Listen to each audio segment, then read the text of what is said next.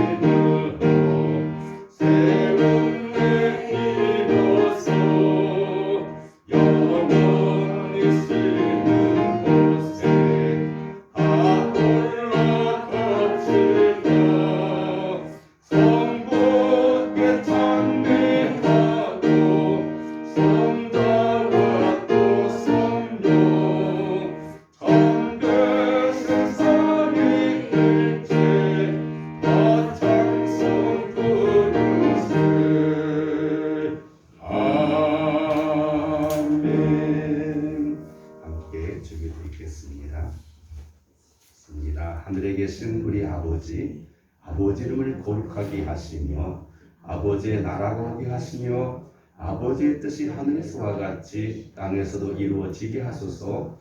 오늘 우리에게 일용할 양식을 주시고 우리가 우리에게 잘못한 삶을 용서하여 준 것 같이 우리 죄를 용서하여 주시고 우리 시험에 빠지지 않게 하시고 악에서 구하소서.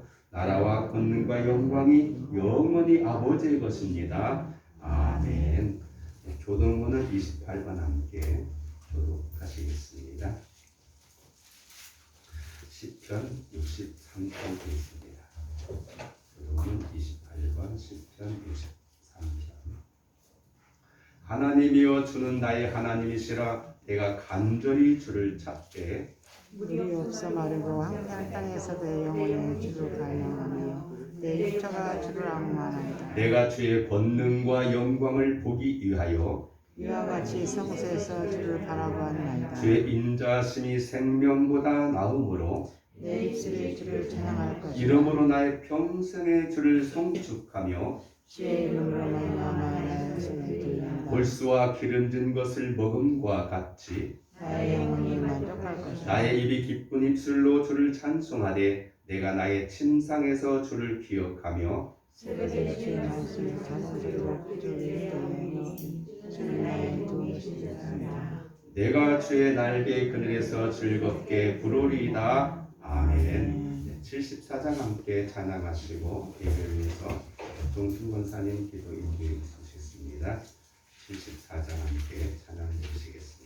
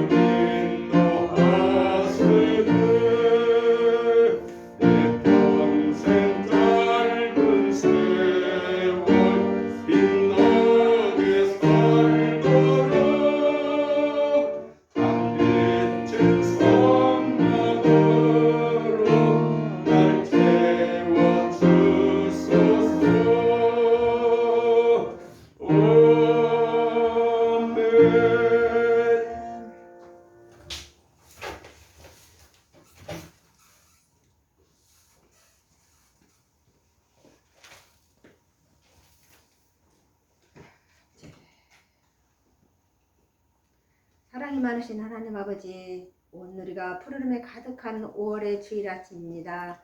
저희를 주님 전으로 불러주셔서 주일 예배로 드리게 하심을 감사드렸고 기쁨으로 찬양과 경배드리며 주님 앞에 나온 저희들을 미쁘게 보시고 받아주시옵소서.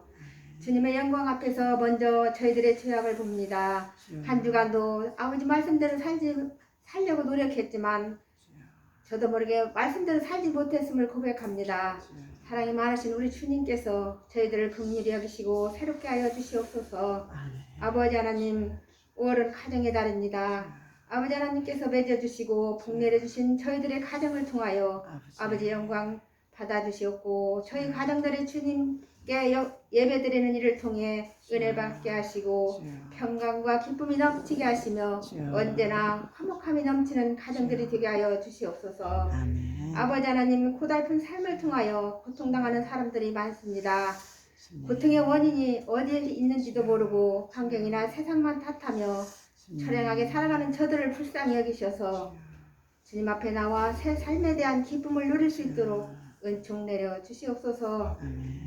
시대가 어두울수록 교회의 역할이 막중함을 깨닫습니다. 세상 풍조에 휩쓸려가는 교회가 아니라 세상을 주님의 밝은 빛으로 밝게 비출 수 있는 교회가 되게 하시고 참된 평안을 심어줄 수 있는 교회 되게 하여 주시옵소서.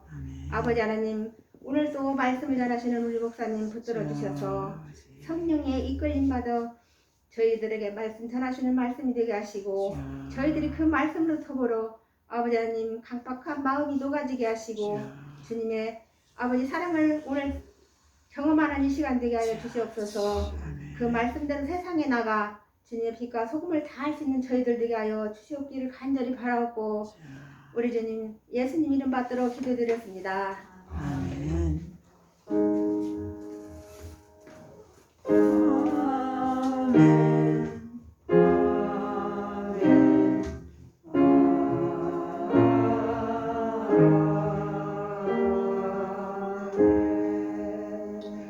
성경 말씀 히브리서 11장 31절 말씀 함께 합독하겠습니다. 31절 말씀을 같이 한 목소리로 읽습니다. 믿음으로 기생바합은 정탐꾼을 평안히 영접하였으므로 순종하지 아니한 자와 함께 멸망하지 아니하였도다. 아멘. 함께 찬양하는 시간 가지겠습니다. 557장 가정의 달 557장 함께 전주 2절 간주 3절 함께 찬양대가 돼서 하나님께 찬양 올려드리면서 우리 내용처럼 우리 가정들이 주의 은혜와 복을 받기를 원합니다.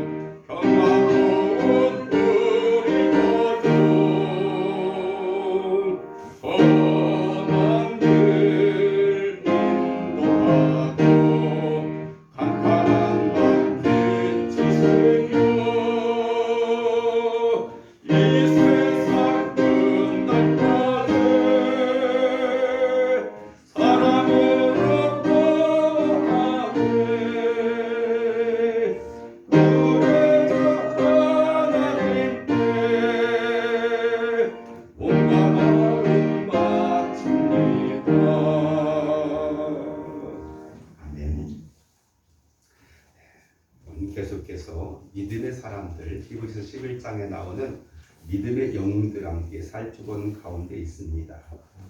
여러분들이 오늘 우리는 그 본문들이 거의 다 미리 결정되어져 있기 때문에 다 오시기 전에 한번 이렇게 살펴보면서 오늘은 어떤 내용일까에 대한 것들을 이렇게 함께 묵상하면서 말씀을 나누면 훨씬 우리에게 유익이 되지 않을까 그렇게 생각합니다.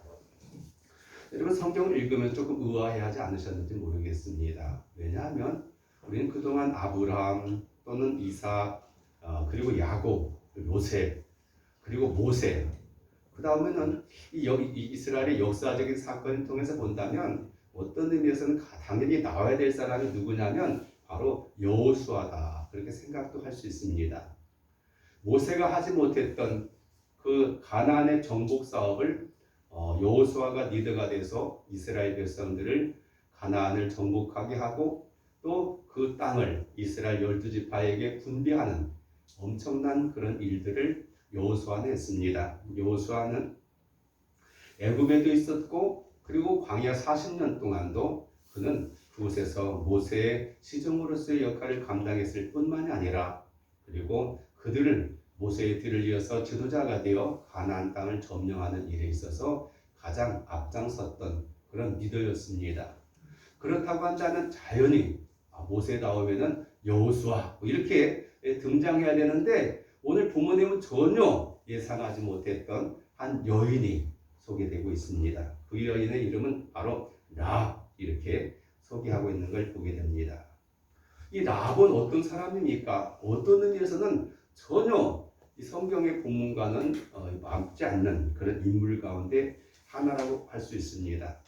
이스라엘 백성들의 가장 큰 장점 뭡니까? 바로 아브라함의 후손이라고 하는 그런 혈연 관계, 하나님의 특별히 선택을 받은 그런 언약의 백성이라고 하는 그런 특징이 이스라엘 민족의 특징이라고 볼 수 있습니다. 그런데 라합은 어떤 사람입니까? 이방인입니다. 그것도 이제 여리고성에 살고 있는 모두가 하나님의 명령에 따라서 죽어야만 할 수밖에 없는 그런 사람이었습니다.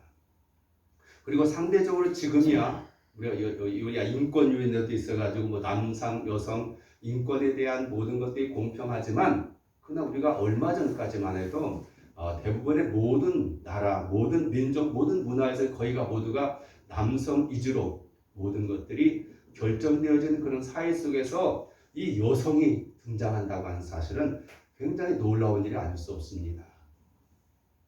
왜냐하면 우리가 성경을 읽다 보면요 숫자들이 나와요. 근데 숫자 셀 때 여성들은 숫자에 들어가지도 않아요.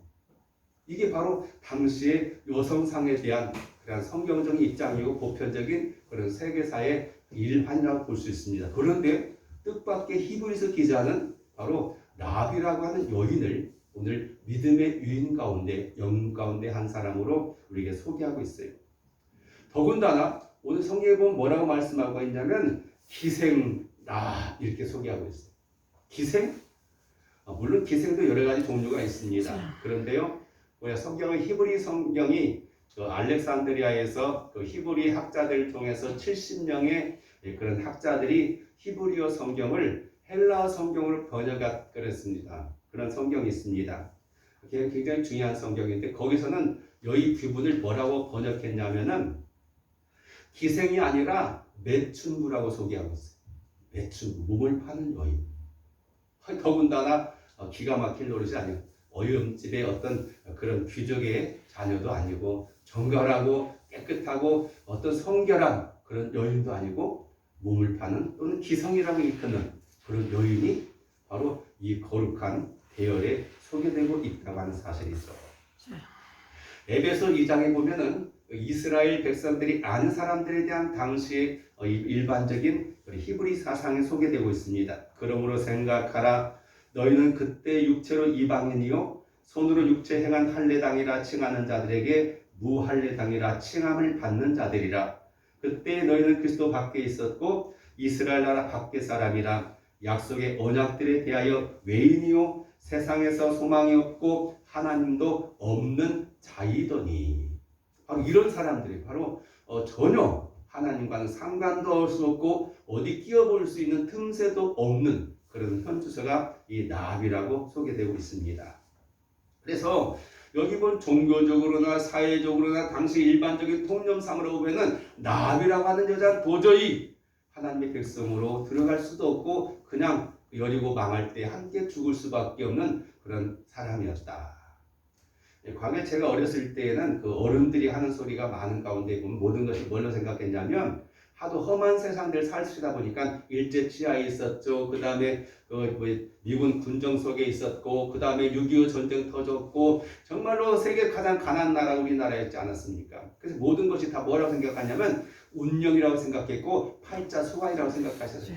팔자가 소관이 그렇지. 그래서 사람들이 모든 걸 그냥 체념했습니다. 어떻게 하든지 살아남는 것만이 그래도 우리가 살아가는 하나의 목적이라고 생각하고 그렇게 살았던 것이 많아요. 다 팔자 소관이요. 팔자. 이것은 나에게 정해진 거고 이걸 벗어날 수 있는 방법이 아무것도 없다고 생각하는 것이 오래된 그런 사람들의 관념이었습니다.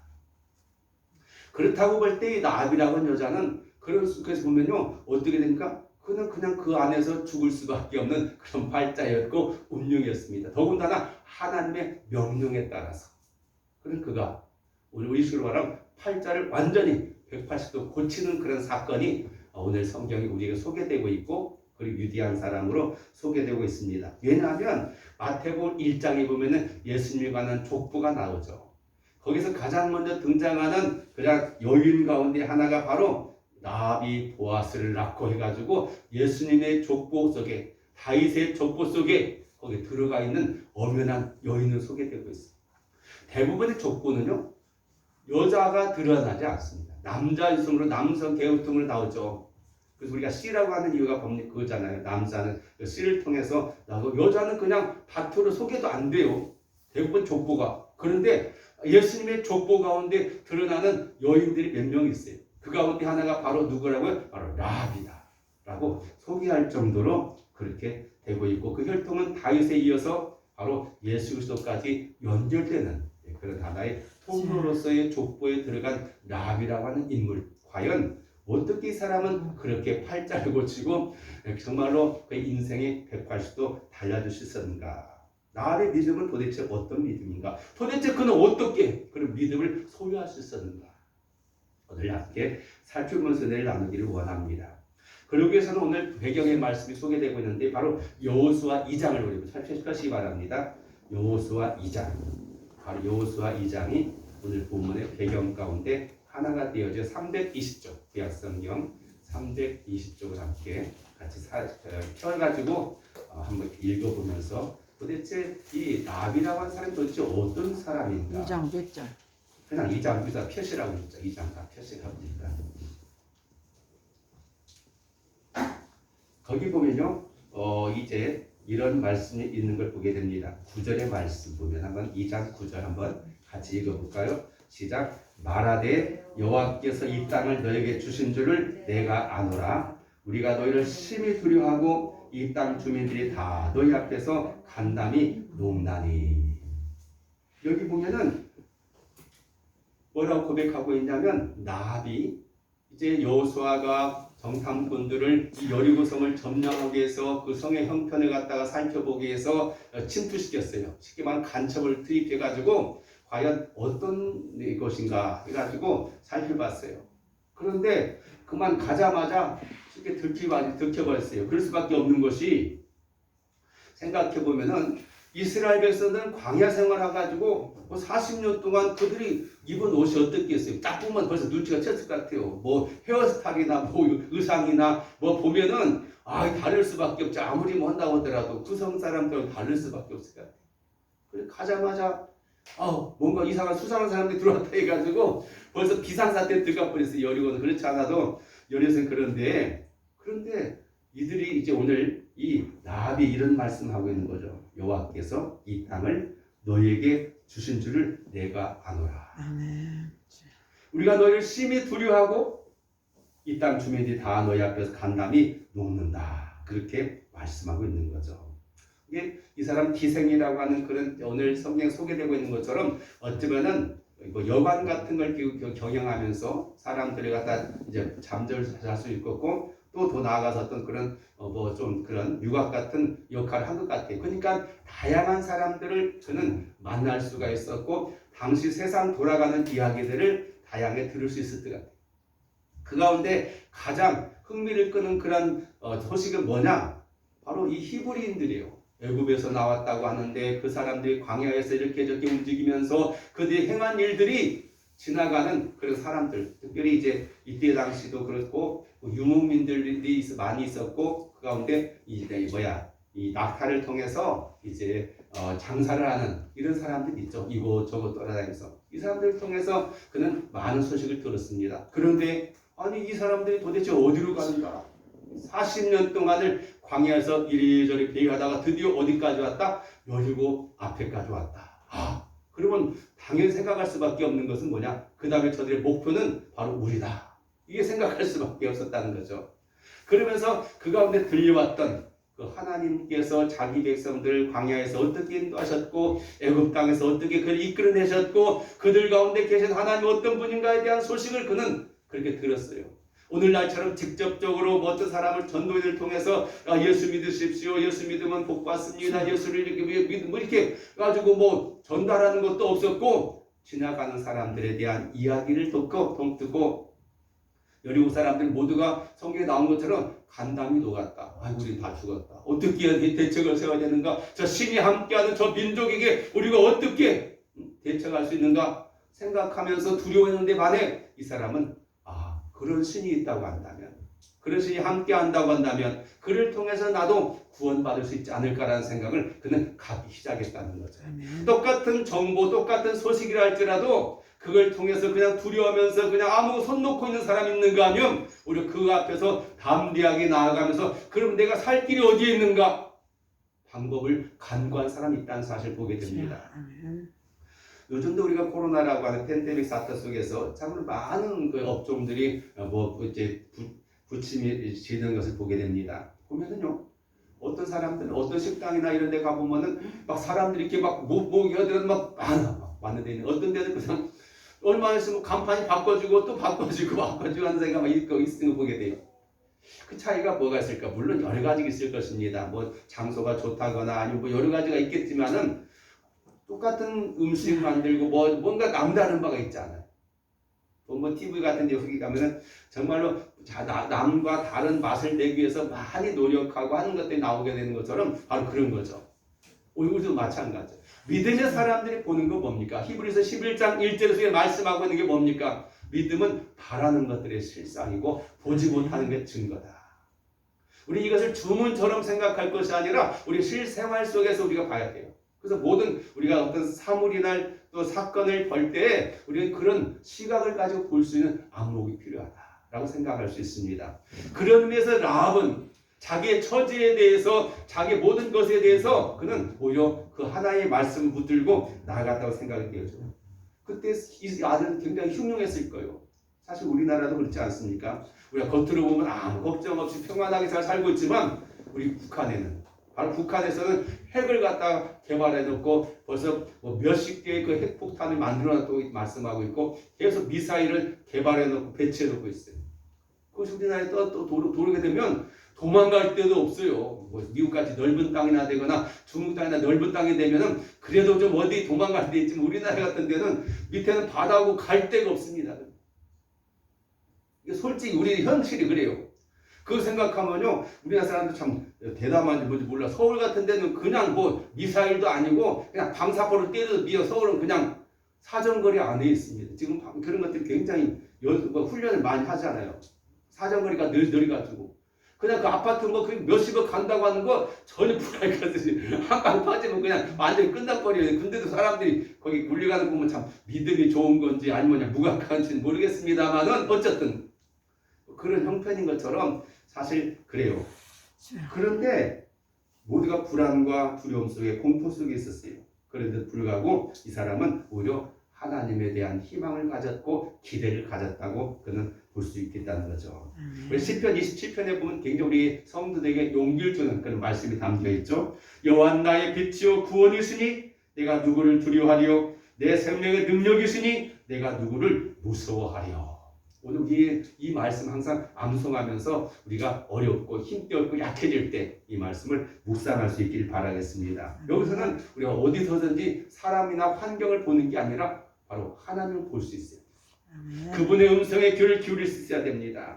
바로 그는 하나님의 말씀을 통해서 이와 같이 두려움을 극복하면서 그는 새로운 결단의 그런 길을 찾아 나섰던 걸 보게 됩니다. 아멘. 여기서 중요한 말씀이 뭐냐면 바로 뭐라고 말하면 이 땅을 너에게 주신 줄을 내가 아노라. 우리나라 사람들이 우리나라 성도들이 가장 많이 쓰는 말 가운데 하나 뭡니까? 믿습니까? 믿습니다. 이거. 그래요. 어떤 이제 교단에서 특별히 많이 강조해가지고 보편화돼 버렸는데 사실 여러분 믿습니다 하는 이유가 뭡니까? 안 믿어지니까 그렇게 스스로에게도 이렇게 막